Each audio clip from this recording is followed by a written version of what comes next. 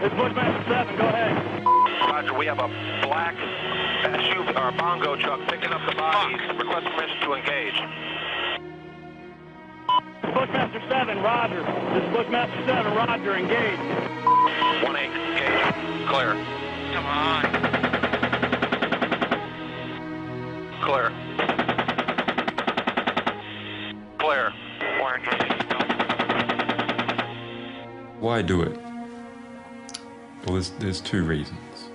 One, because it's fun to kill people.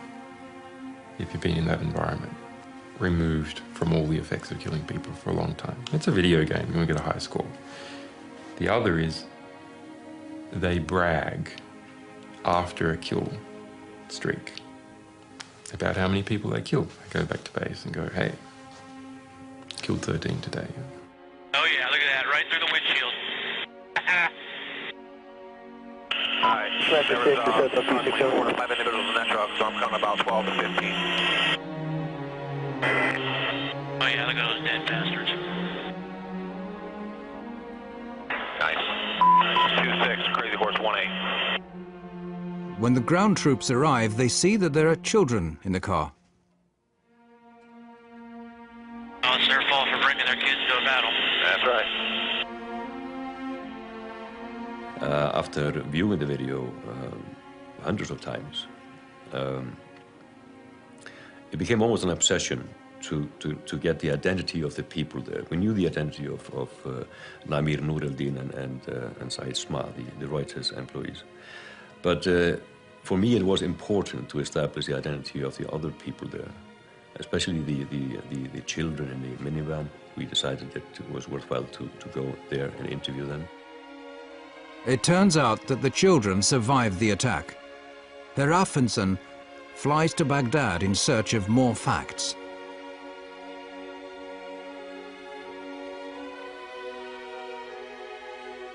Það gerist hér á þessu horni í Al-Amir-hverfinu í austurhluta Bagdad 12. júlí 2007. He traces the whereabouts of the children and shows the helicopter film to the victim's family. يعني يشيل أطفال بالسيارة يعني مسلح هذا ويشيل عائلة ويعني ينزل يشوفه يفتح الباب غير هو كاميرات عنده وطيار وهاي غير يشوف يعني مشاعره. I think we could fairly establish fairly well from a journalistic point of view that the reason why the minivan was there was basically a coincidence that the driver stumbled up on the scene. He was driving his kids to a tutorial. يعني زوجي ما سوى شيء غلط، نقض جريح بأنه هو يساعده، بس كانوا أطفاله وياه بالسيارة. يعني شنو مشاعره؟ شو أقول؟ شنو ذنبه هو من ضربوه وجهاله وياه بالسيارة؟ يعني ما لهم كل ذنب. On the 5th of April 2010, WikiLeaks publishes the collateral murder film. The impact is no less than extraordinary. Disturbing footage apparently showing civilians being killed by the US military in Iraq. It was leaked from within the defense community to a website. Ja, det var på sajten WikiLeaks som den här kontroversiella videon lades ut. WikiLeaks har kallats en maktfaktor i det nya medielandskapet. Och vissa menar att det här är... By putting all their resources into the helicopter video, WikiLeaks have managed to attract the attention of some of the biggest players in the news business. This is precisely what Assange needs to help him handle the rest of the leaked US material. I had been looking at this release and studying it and understanding how to come up with a way to deal with such a tremendously large volume of material that would actually not simply drown any one organization. Assange proceeds to contact the New York Times, The Guardian and Der Spiegel. He manages to persuade the chief editors of these globally respected papers to publish his material in a coordinated fashion, with Assange pulling the strings. What is new is us enforcing cooperation between competitive organizations that would otherwise be rivals to do the best by the story, as opposed to simply just doing the best by their own organization. In late July 2010, the Afghanistan reports are published at the same time and day. En av militärhistoriens största informationsläckor väcker starka reaktioner. Well, one of the biggest leaks in US military history has exposed several cover-ups over the war in Afghanistan. The real story of this material is that it's war. It's one damn thing after another. The publication of the material is met with praise as well as strong criticism. The Defense Department demands that WikiLeaks return immediately to the U.S. government all versions of documents obtained directly or indirectly from the Department of Defense databases or records. For the first time, WikiLeaks are now facing criticism that they find hard to respond to. The material includes the names of civilian Afghanis, putting them at risk of being targeted by the Taliban.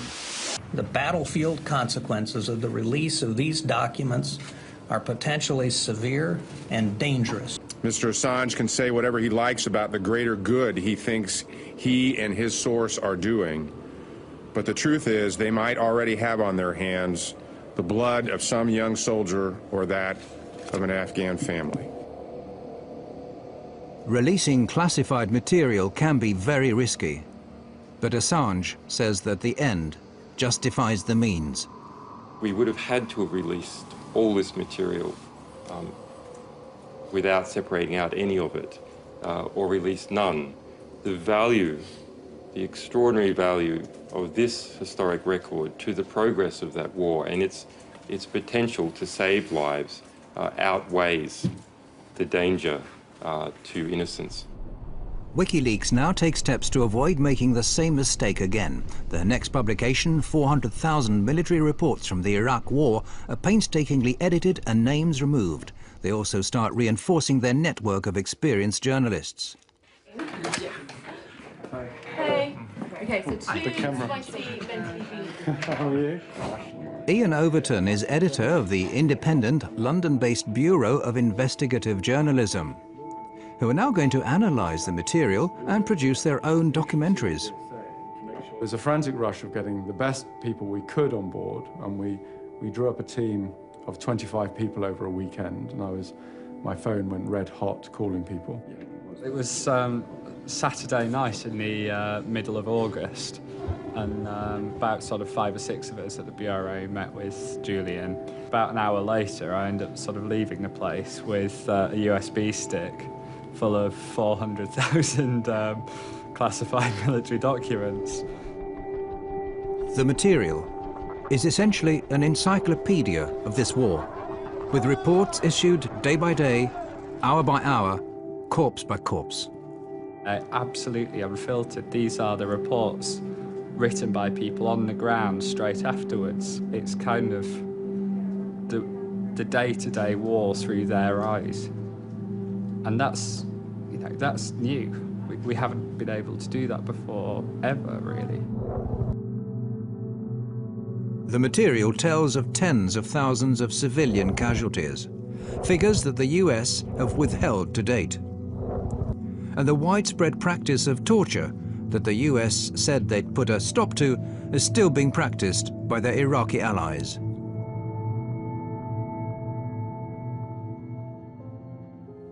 I think there are stories that cause you, to be filled with grief. Some are incredibly harrowing. I mean, you do have children tortured to death or shot in front of parents, and it's not material you can read and not be affected by. When I was reading the reports, you read a young American soldier writing in a very, very bureaucratic, anodyne, sterile way about a father who's driving his children back home, and he's going too fast, and they open fire at the car. And the father, fearing that his children will be hit, calls all his children to lie on the floor. All of the children are killed, 3 children. And the way it's written up is, it's called an escalation of force. You know. It's not an escalation of force, it's a killing. It's horrific.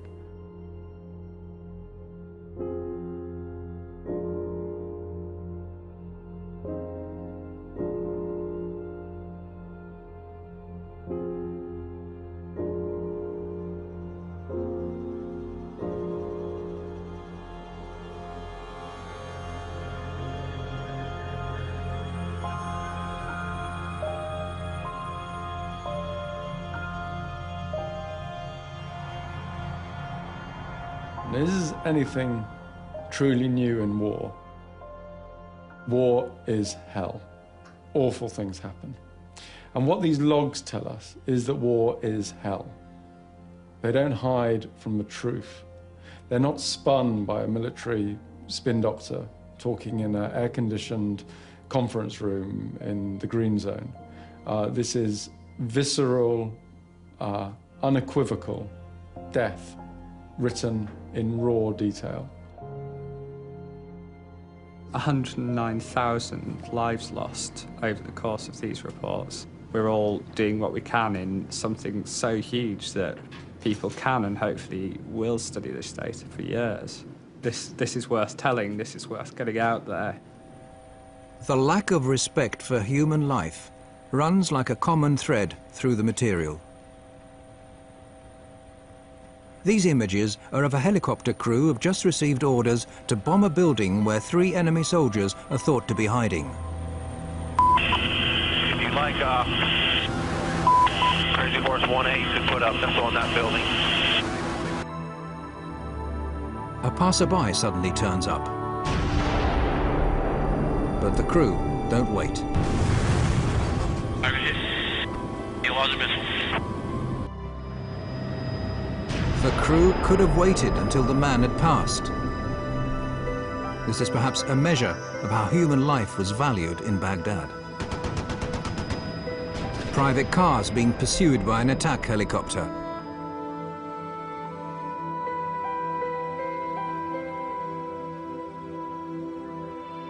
The driver gets out of the car and holds his arms up in a gesture of surrender.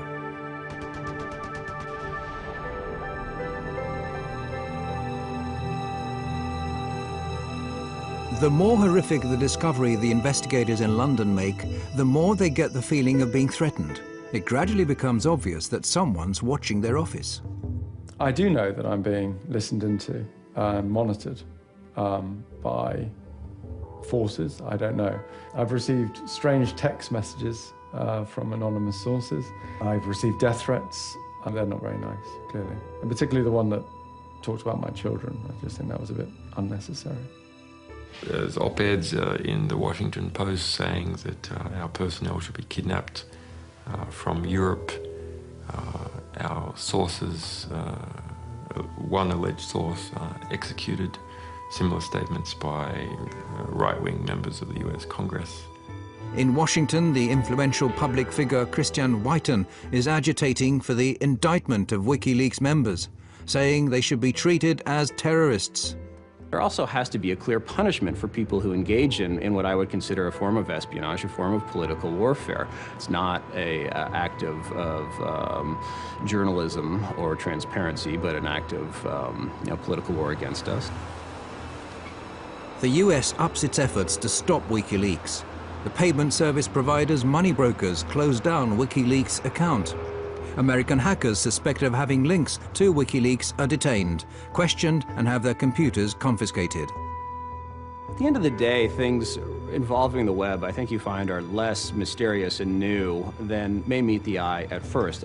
If you just go beyond, I'd say, the surface, you'll find telecommunications companies that are hosting the servers or hosting the companies that in turn host this information and have made this possible.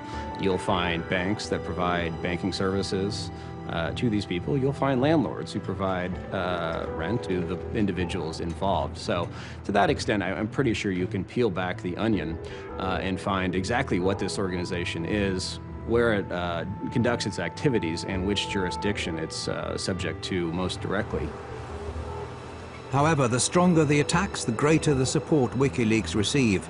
Julian Assange has been without a fixed address for several years, but wherever he lands, activists are on hand to offer him a place to sleep and their services free of charge.